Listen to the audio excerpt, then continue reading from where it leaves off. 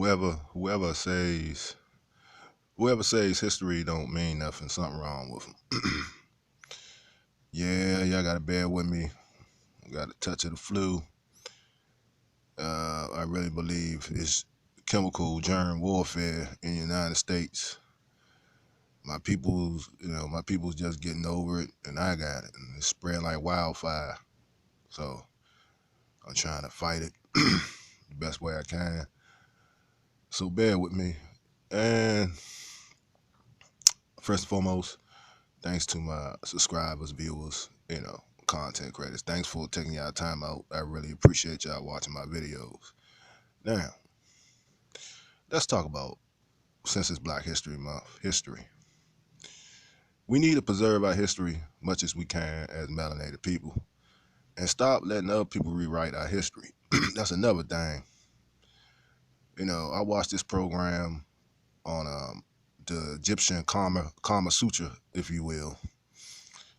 They found some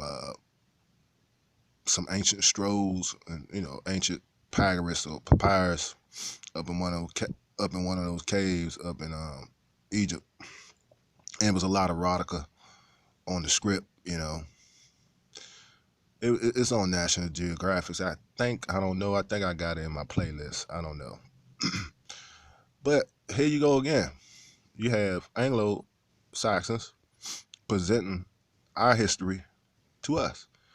We should be the ones in the forefront getting that knowledge and preserving our history. We don't see this is how the interloper psychologically, mentally put you in a quagmire as the individual. Do you think, because it's all about competition at the end of the day, do you think the ones that is moving and shaking, that they really think that they think they moving and shaking, but they sadly mistaken? You think the ones that's in power want us to know our true identity? No. Think about it. Why would they? Because if they done that and we knew our true identity, we'd be out this mess. You know, I looked at the elder video about these two chicks he was talking about. It's sad, family. Just a little side note. And I ain't know those women. I'm gonna check the news story out, but it appears to me the woman was black and they was forcing their children to eat dog feces. See, stuff like that. We don't see stuff like that. All this thoughtism, all this pimp hustling stuff, all this fake conscious community. Do we want to be remembered as that? Do you want that to be our history? Do we want to go down? Do we want to go down the next 400 or 500 years down the road, being remembered as a bunch of buffoons and clowns, instead of preserving our true identity and our true history? You know, we got to wake up, family. Black History Month should be every day, not set aside. Black history should be every day, not set aside for one day. That's bull crap. Just like Valentine's Day, you're supposed to love your woman unconditionally every day, not just set aside for February. That's bull crap. You know, you're supposed to show love to your black melanated queen every day, not just one day. Just like Black history. So you had to look at this dilemma. I got a vast library where I reside at. I go through the crates and stuff. Look at reheat the books. We have a rich knowledge, family.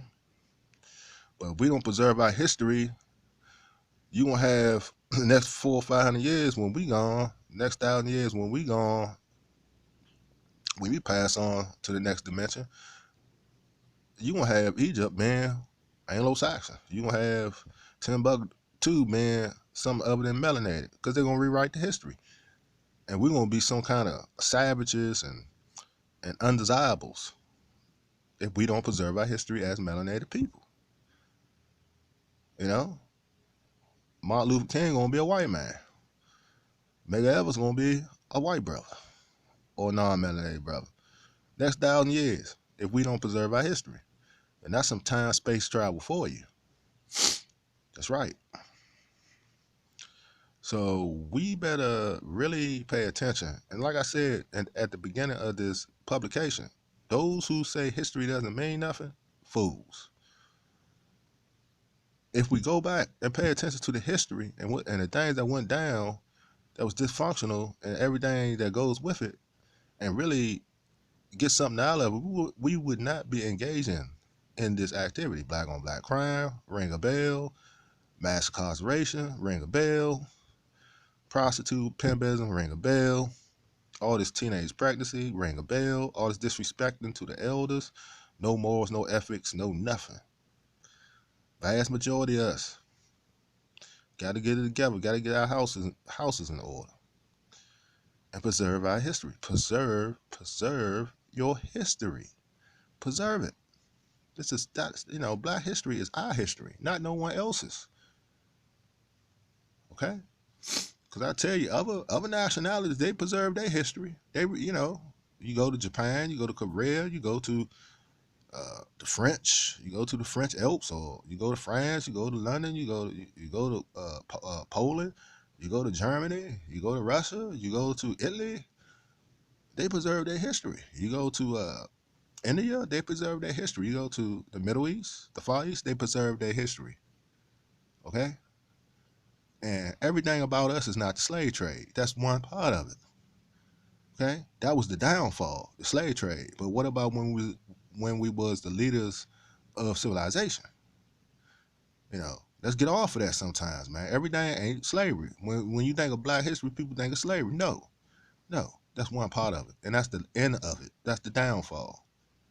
Okay, but what about when we was rulers of civilization at one period of time, the Renaissance era and all that, Timbuktu and all that? We had a guy, what's his name, Meta Musa, something like that. He was a gold baron.